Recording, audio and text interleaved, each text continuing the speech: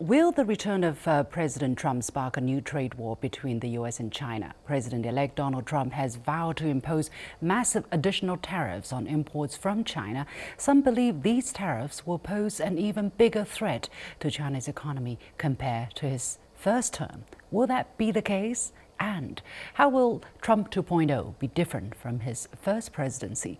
I sat down in Beijing with Lionel Barber, an author, broadcaster, and former editor-in-chief of the Financial Times, who interviewed Donald Trump in the Oval Office in 2017.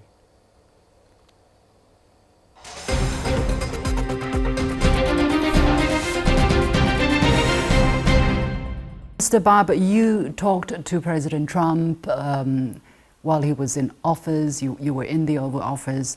Now that President Trump has been elected the second time, what kind of future are we looking at?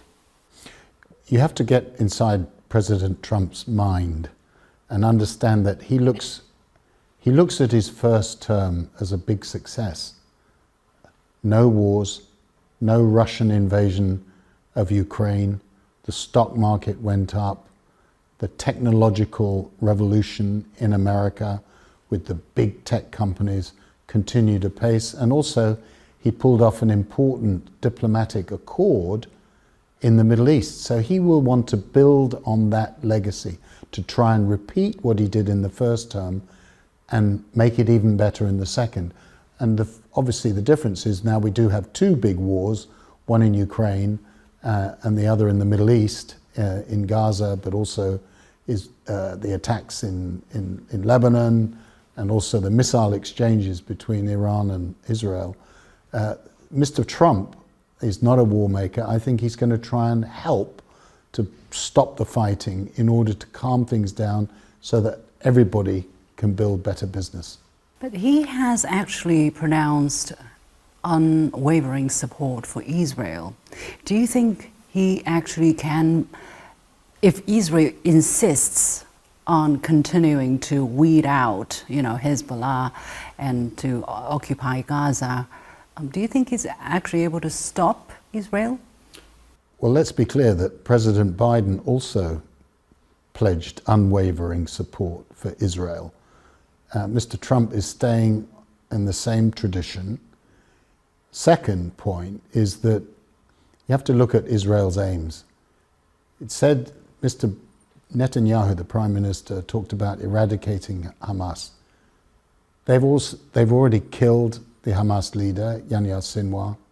They've killed a number of the other Hamas leaders. They've killed the Hezbollah leader, Hassan Nasrallah. I think you could easily say to Mr. Netanyahu, okay, it's time for a ceasefire, bring the hostages home. You've accomplished what you want to do in Gaza. We need to stop the killing because this is doing tremendous damage to Israel's reputation. Now we have to think about security for Israel, and let's sit down and talk about what kind of peace plan do you imagine? And my understanding is that Mr. Trump has already asked Mr. Netanyahu to produce his plan for the Middle East already, before he's even got into the Oval Office. So there is a window of opportunity. There is, and Mr. Trump is determined to exploit it. He is a man in a hurry. He's a man in a hurry. Okay, we hope so. I mean, if there is a ceasefire, which has been called for by almost everybody in the international community, that's certainly good for countries in the region and for the wider world. What about trade war 2.0? Do you think 60%, even more? Well, I haven't been given the secret paper. No, nobody has. Office, and he may not have decided himself whether he's going for 60 or 50 or whatever tariffs against China, for example, or how he's going to deal with the allies. What we do know, and it's really quite important to understand the way Mr. Trump operates, is he talks a very loud game. He talks a lot. He threatens, he bullies. But then he starts to negotiate. And so... But he did impose the tariffs. Oh, he's going to he will impose some tariffs. You think so? Yeah, he's definitely going to do something. The question is whether he starts as high as he's saying at 60%. You know, I watched your the FT interview of you after you did interview with President Trump. Do you think that person has changed over the years? Now you look at him on TV, hear him talk, given what he has gone through, you know, January the 6th, the legal cases, you know, hardened, more of a bullying figure, or is he more of what politics really tastes like in Washington? Well, he's in one respect very different. He's older.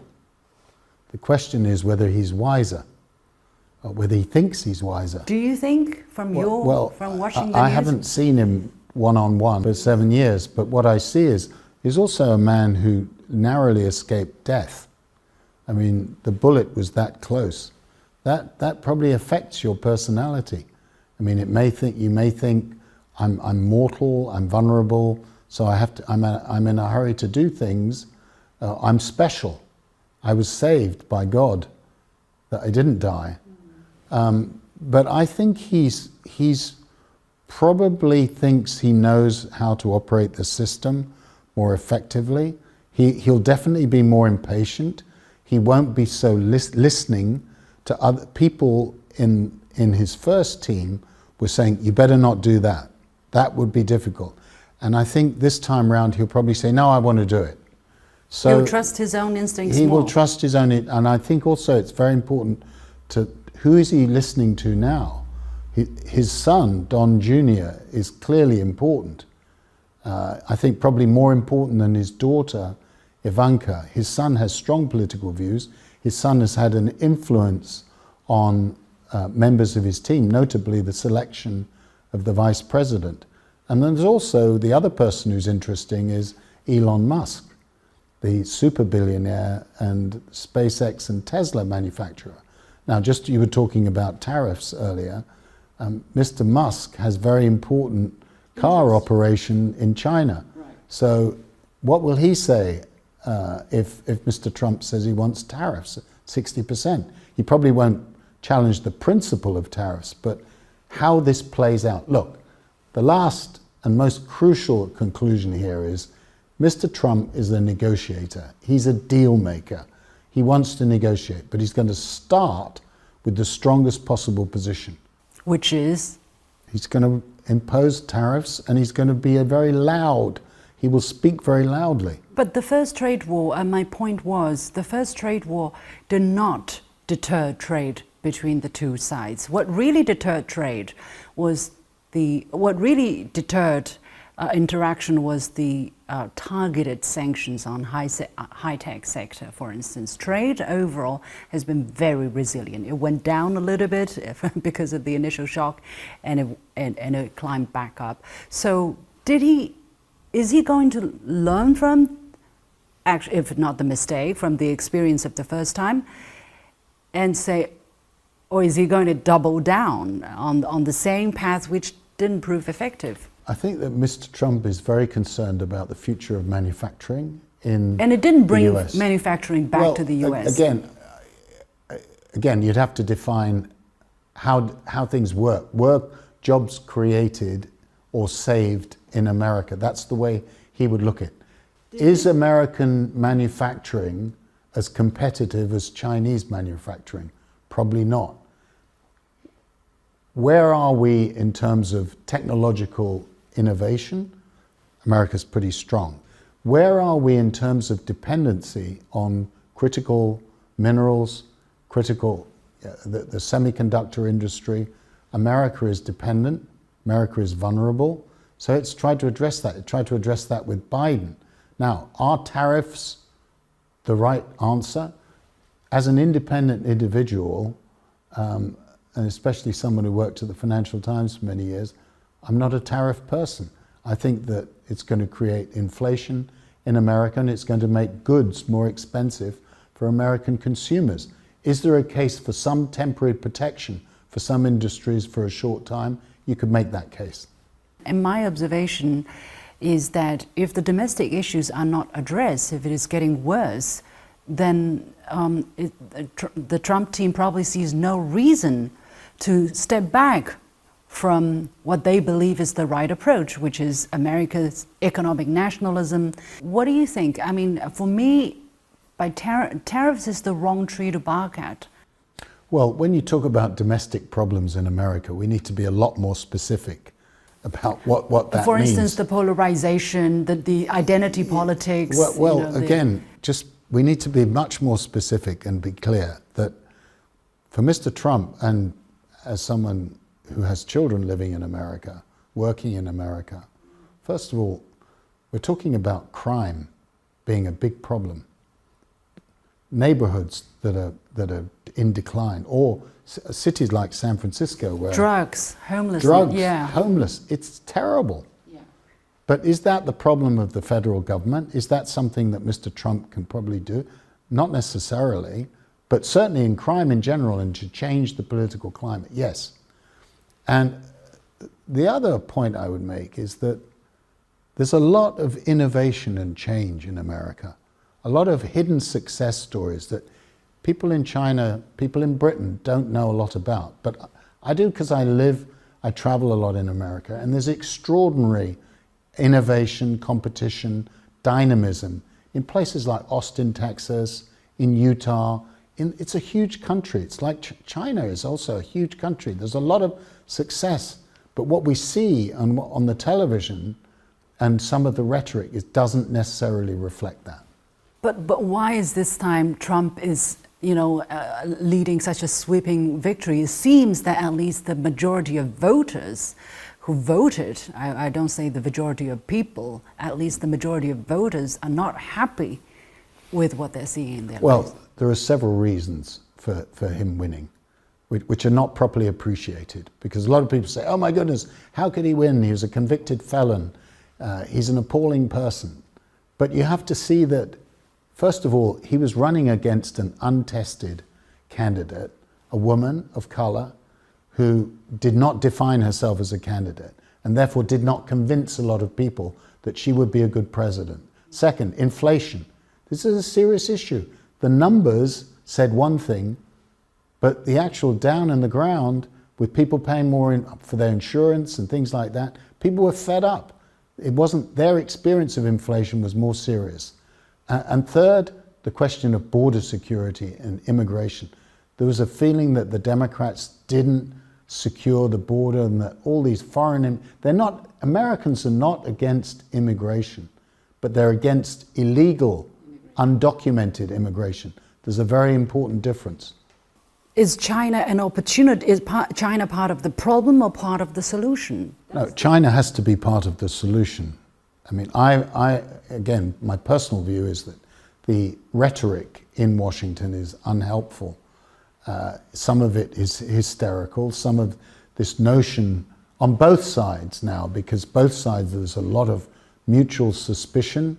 There's this notion of victimhood, which is very unhealthy.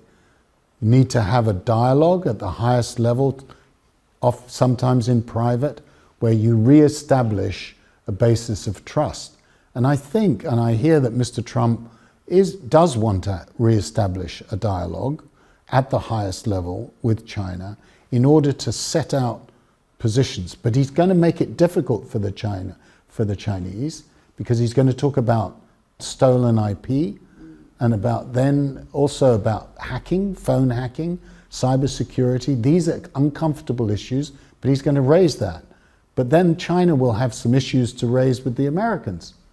And then there'll have to be a discussion almost certainly about Taiwan, not because Mr. Trump wants to cause trouble on Taiwan or change the policy of one country, two systems. He would be very careful, but I think he'll want to listen to what President Xi has to say.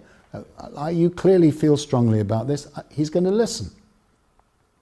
Let's wait and see, right? At this moment, we do not know what's going to happen. Fingers crossed, we can only say. And after well, it'll be a bumpy ride. It'll be buckle up. Yeah, but that doesn't mean to say that we can buckle up, so therefore we're not going to fall out of the car. So we may fall out of the car, is that? No, I'm saying if you buckle up, We will not fall we won't fall out of the car. After Let's be optimistic. I would love to be. After the first 4 years, do you think it gives us more reason to be optimistic or be more fearful? No, I'm not somebody who is fearful, but he is going to be disruptive because he is a disruptor. He wants to change things. He also feels that America is at a disadvantage, and he wants to redress that economic disadvantage as he sees it. By the way, you talk about the Chinese, also China. The Europeans are going to feel also uncomfortable. They're likely to face tariffs, and they're the allies, not the economic rivals. But Mr. Trump he is disruptive. The question is whether he literally wants to throw over the table. That would be worrying. But as yet, I don't see that. Thank you so much, Lionel Barber, an author, broadcaster, and former editor-in-chief of the Financial Times. It's been a great pleasure. Thank you.